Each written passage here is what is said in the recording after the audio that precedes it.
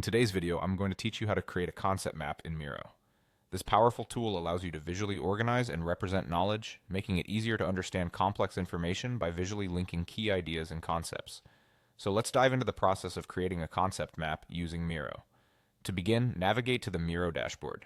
If you're new to Miro, you can think of this as your launching pad where all your creative projects will start.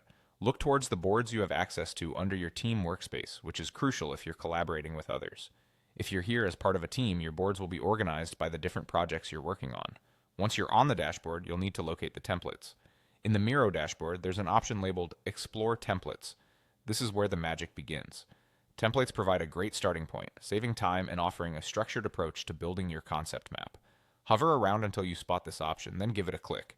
This action will open up a myriad of templates that Miro offers for a variety of use cases. Now, using the search feature within these templates, type in Concept Map. Miro's powerful search functionality will help narrow down the options specifically to what you're looking for. You will see different styles and versions of concept maps tailored for different needs.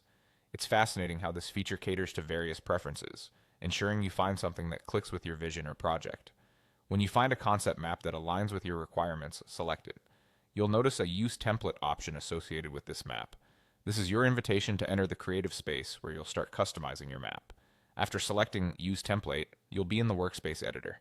Here you can adjust the template, adding your unique touch to it by including the concepts you wish to map out. Throughout this process, feel free to take advantage of Miro's customization features. You can drag and drop items, change colors, and even modify the text. Don't shy away from making adjustments that suit your project's theme or the message you're aiming to communicate. Once you've customized your concept map to your liking, it's good practice to review it as if you were seeing it for the first time. This helps in identifying any potential gaps or areas that require further elaboration. The goal is to have a clear and concise map that effectively serves its purpose, whether it's for a team presentation, a study aid, or a personal project.